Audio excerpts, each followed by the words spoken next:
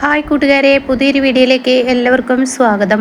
അങ്ങനെ വിനയൻ മാഷിൻ്റെ അരികിൽ വന്നിരിക്കുകയാണ്. ഈ സമയം വിനയനെ കാണുമ്പോൾ മാഷൊന്ന് ഞെട്ടുന്നുണ്ടെങ്കിലും വിനയൻ ആദ്യം ചെയ്യുന്നത് അച്ഛൻ്റെ കാലിൽ വീണ് അനുഗ്രഹം വാങ്ങണം കേട്ടോ. ഇത് കാണുന്നതിനോടുകൂടി മാഷ് ആകെ ഞെട്ടിപ്പോവാണ് വിനയൻ്റെ ആ മാറ്റം.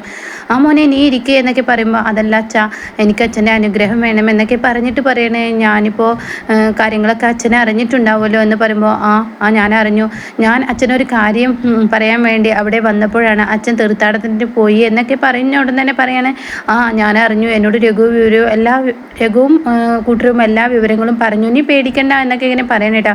എന്നാൽ എനിക്ക് ഉറപ്പ് പറയാൻ കഴിയില്ല, കാരണം മഞ്ചാടിയെ ഇതിൽ ഇരയായിരിക്കുന്ന നമ്മുടെ ഗോകുലാണല്ലോ. അതുകൊണ്ട് തന്നെ ജീവരാജിൻ്റെ കേസ് പിൻവലിക്കുന്ന ഒരാൾക്ക് എതിർപ്പുണ്ടെന്ന് പറയുമ്പോൾ വിനയനാകെ ഞെട്ടിപ്പോകണേട്ടാ. ഈശ്വര, അത് ആരായിരിക്കും എന്ന ഭാവത്തിൽ വിനയം നിൽക്കുമ്പോൾ അത് സച്ചിയാണ് എന്നുള്ള സത്യം ആ കഥകളൊക്കെ പറഞ്ഞു കൊടുക്കണം കേട്ടോ. അങ്ങനെ ആ കഥകളൊക്കെ കേൾക്കുന്ന വിനയന് ഭയങ്കര വിഷമമായി നിൽക്കുമ്പോഴാണ് ഇതിപ്പോൾ ആര് എന്ന് പറഞ്ഞിട്ട് സുശീല വന്നിരിക്കുന്നത് കേട്ടോ.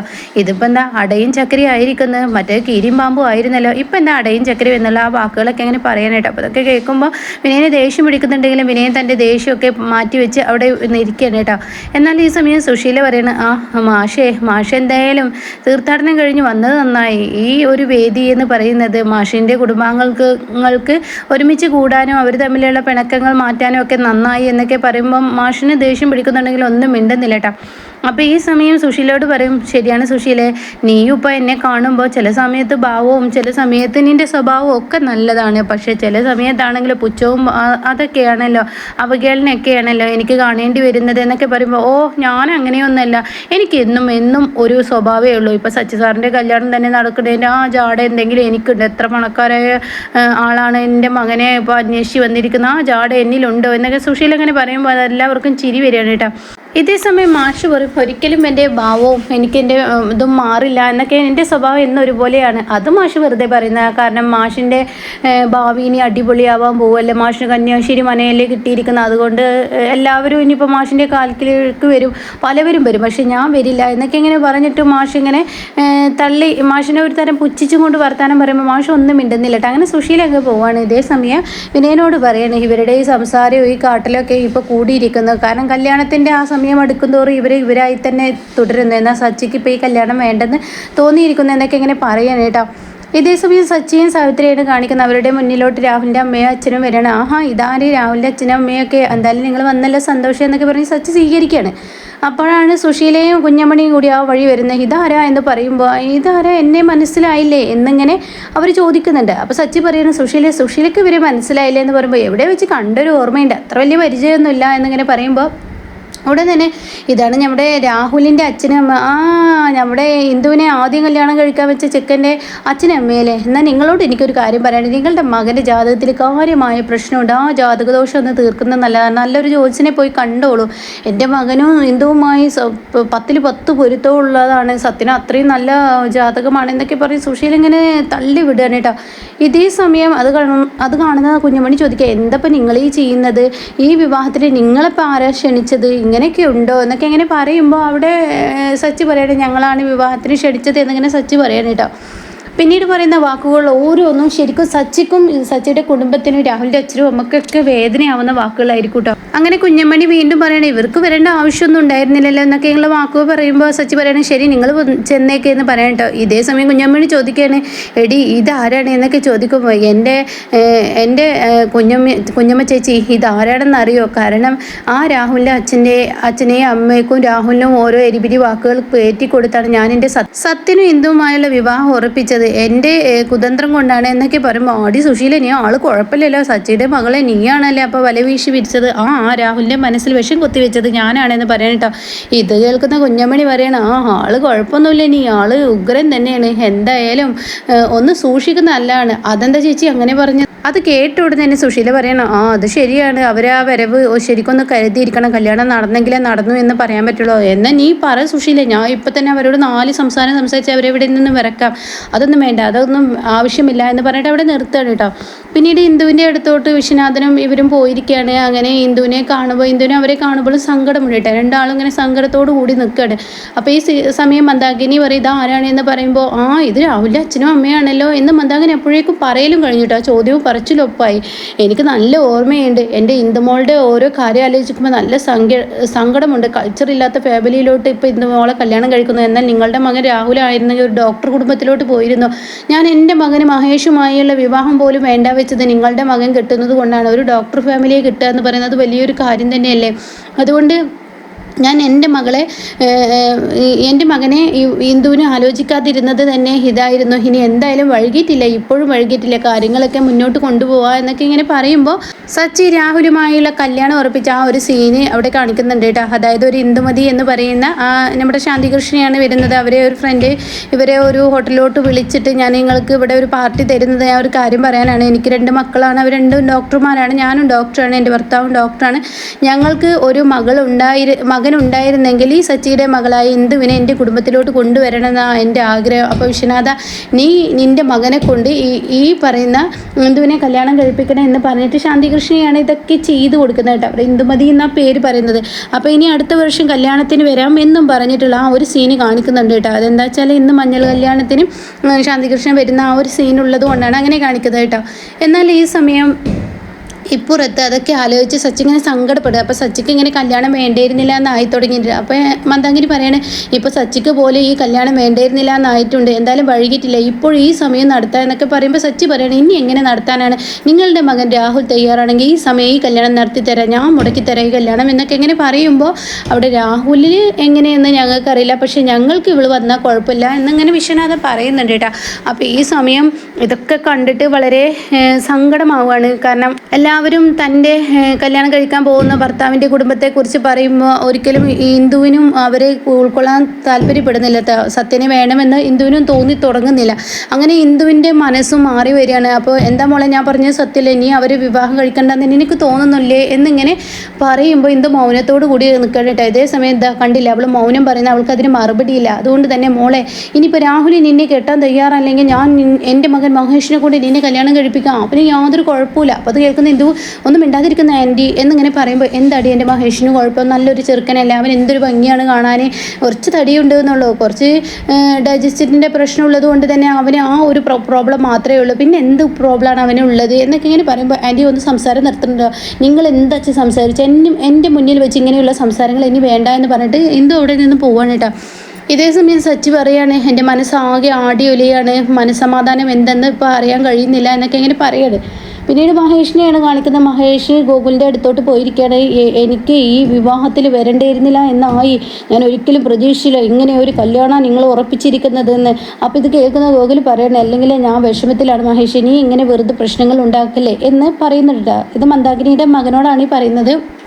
അപ്പോൾ എന്തായാലും ഇത്ര കൾച്ചറില്ലാത്തൊരു ഫാമിലിയോട്ട് കെട്ടിക്കുന്നതിനേക്കാൾ നല്ലത് ഇന്ദുവിനെ എനിക്ക് കല്യാണം കഴിപ്പിച്ച് തന്നൂടെ, ഞാനൊരു ഡോക്ടർ കുടുംബത്തിലോട്ടെന്ന് അറിഞ്ഞിട്ടാണ് ഞാൻ ഒഴിഞ്ഞു തന്നത്, ഞാൻ അവളുടെ മുറച്ചെറുക്കനല്ലേ എന്നൊക്കെ പറയുമ്പോൾ നമ്മൾ ഏട്ടനാടാ, ഏട്ടൻ്റെ സ്ഥാനത്ത് നിന്ന് അവളെ വിഷമിക്കാതെ കല്യാണമൊക്കെ നടത്തി കൊടുക്കണമെന്ന് പറയുമ്പോൾ ഞാൻ ഏട്ടനൊന്നല്ല, ഞാൻ അവളുടെ മുറച്ചെറുക്കനാണ്, ഞാൻ അവളെ കല്യാണം കഴിക്കാൻ എനിക്ക് അധികാരമുള്ളവനാണ് എന്നൊക്കെ ഇങ്ങനെ പറയുമ്പോൾ നീ ഒന്ന് നിർത്തിക്കുക, അല്ലെങ്കിൽ മനസ്സ് ആകെ ഉടഞ്ഞു നിൽക്കുമ്പോഴാണ് എൻ്റെ ഈ സംസാരം എന്ന് ഗോകുൽ പറയാൻ കേട്ടോ. അപ്പോൾ ഉടൻ തന്നെ എനിക്ക് മനസ്സമാധാനം പോയി കിടക്കണം, എനിക്ക് 2 അടിക്കണം, എന്തടിക്കണം, വീടി വലിച്ചാൽ മതിയോ, അതൊന്നും പറ്റില്ല, എനിക്ക് അടിക്ക് തന്നെ വേണം. അപ്പോഴേക്കും അർജുനും ടീമും അവിടെ എത്തുകയാണ്. ഈ പറയുന്ന ഹേമന്തും ഉണ്ട്. അപ്പോൾ ഉടൻ തന്നെ ഹേമന്തും പറയണം ആടാ നീ നല്ല സെറ്റപ്പൊക്കെ ചെയ്യാറുണ്ടല്ലോ, ഇത്തവണ എന്താ നീ സെറ്റപ്പ് ചെയ്യാതെ, ഞങ്ങൾക്കൊന്ന് കുടിച്ചാൽ കൊള്ളാമെന്നുണ്ട്, കാരണം ഇവിടെ മൊത്തത്തിൽ അടിപിടി വഴക്ക് അങ്ങനെയുള്ള പ്രശ്നങ്ങളല്ല, അതുകൊണ്ട് ഞങ്ങൾക്കൊന്ന് കുടിച്ചാലുണ്ട് എന്നൊക്കെ ഇങ്ങനെ അവർ പറയുമ്പോൾ ഉടൻ തന്നെ പറയണം ശരി നിനക്ക് കുടിച്ചാൻ ഉണ്ടെങ്കിൽ ഞാൻ വൈകുന്നേരം ആകുമ്പോഴേക്കും സെറ്റ് ചെയ്യാം, വൈകിട്ട് മഞ്ഞൾ കല്യാണമാണല്ലോ, മഞ്ഞൾ കല്യാണത്തിന് എന്തായാലും എന്തെങ്കിലുമൊക്കെ ഉണ്ടാവുമല്ലോ എന്നൊക്കെ ഇങ്ങനെ പറയുമ്പോൾ അതൊന്നും വരെ നിൽക്കാൻ എനിക്ക് സമയമില്ലെന്ന് മഹേഷ് പറയണം. എന്നാൽ ശരി എൻ്റെ റൂമിൽ ഇരിക്കുന്നുണ്ട്, നിങ്ങൾ തൽക്കാലം 2 അടിച്ചിട്ട് പോരെ, കൂടുതലാവരുത്, പ്രശ്നമാവും എന്നൊക്കെ പറഞ്ഞിട്ട് അവരെ പറഞ്ഞു വിടുക കേട്ടോ. ഇതേ സമയം മാഷിനെയും കുടുംബത്തെയാണ് കാണിക്കുന്നത്. അവരൊക്കെ ഇങ്ങനെ ഇരുന്ന് ഭക്ഷണം കഴിക്കുക. മന്ദാകിനിയും അതുപോലെ ദയയും അമ്പിളിയും ഒക്കെ ഇങ്ങനെ ഇരുന്ന് ഭക്ഷണം കഴിക്കുന്ന സമയത്താണ് അങ്ങോട്ടേക്ക് മാഷ് കയറി വരുന്നത്. മക്കൾ കഴിക്കുക എന്നൊക്കെ ഇങ്ങനെ മാഷ് പറയുന്നുണ്ട്. അപ്പോഴാണ് സുശീലയും ഈ കുഞ്ഞമ്മണിയും വേറി വരുന്നത്. ആഹാ, ചെറുക്കൻ വീട്ടുകാർ ഭക്ഷണം കഴിക്കാൻ കാത്തു നിൽക്കാതെ കണ്ട് പെൺവീട്ടുകാർ കഴിക്കുക, ഇത് എവിടുത്തെ മര്യാദയാണ്, എന്ത് സ്വഭാവമാണ് ഇവർ ഈ കാണിക്കുന്നത്, എന്ത് കൾച്ചറില്ലാത്ത ഫാമിലിയാണ്. അപ്പോഴേക്കും മന്ദാകിനി പറയണേ വിശപ്പിൻ്റെ കാര്യത്തിൽ ചെറുക്കൻ പെണ്ണ് എന്നുള്ള ആ ഒരു മര്യാദ ഒന്നും വേണ്ട, വിശന്നാൽ ആർക്കും കഴിക്കാം എന്ന് പറയണ്ട. അപ്പോഴേക്കും മാഷ് പറയണേ എന്തിനാ സുശീല വെറുതെ ഒരു പ്രശ്നം ഉണ്ടാക്കുന്ന, ഭക്ഷണം കഴിക്കാം. അതെ, ഞങ്ങൾ പ്രശ്നം ഉണ്ടാക്കിയതല്ല, ഞങ്ങളോട് ചെയ്യേണ്ട മര്യാദയുണ്ട്. ഒരു ചെറുക്കൻ വീട്ടുകാരെ ചെറുക്കൻ്റെ വീട്ടുകാരായി കാണണം. ഞങ്ങൾ കുറച്ച് പണം കുറവാണെന്ന് കരുതി ഞങ്ങളെ അന്തസ്സില്ലാതായി കണക്കാക്കരുത്. അപ്പോഴേക്കും കുഞ്ഞമണി പറയണേ ഇവർക്ക് ആർത്തി മൂർത്തിട്ടാണ് ഇവർ ഭക്ഷണം കഴിക്കുന്നത് എന്ന് പറയുമ്പോൾ മന്ദാകിനിക്ക് അങ്ങ് ദേഷ്യം പിടിക്കാനായിട്ടാ.